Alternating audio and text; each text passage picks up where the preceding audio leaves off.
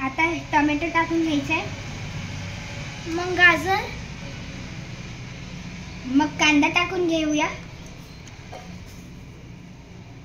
कोथिंबीर टाकून घ्यायची, यामध्ये मिरची टाकून घ्यायची आहे बारीक कापलेल्या, स्पायसीसाठी काळी मिरीची पावडर टाकून घ्यायची, टेस्ट अकॉर्डिंग।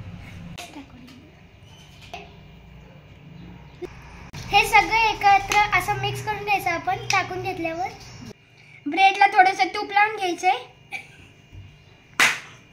ब्रेडला आपण तूप लावून घेतलेलं आहे। आता आपण त्याच्यावर तयार केलेलं मिश्रण टाकून घेऊया,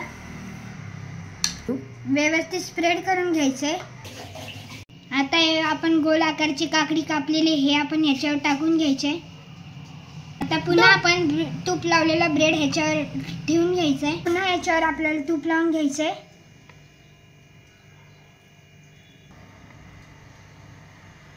आता हे आपण सँडविच मेकर मध्ये सँडविच ठेवून घेऊ।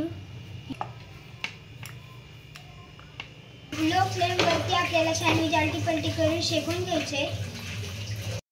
आपले हे सँडविच तयार झालेले आहे। आता आपण हे काढून घेऊया। आपले सँडविच रेडी आहेत। आता त्यावर आपण थोडं चीज असं खिसून घ्यायचंय।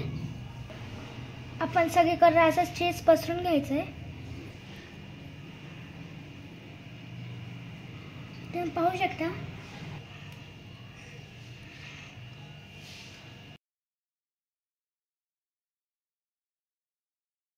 कशी वाटली तुम्हाला रेसिपी कमेंट करून नक्की सांगा। आवडल्यास लाईक शेअर सबस्क्राईब करायला विसरू नका। भेटूया पण अशाच नवीन रेसिपी सोबत। Bye bye.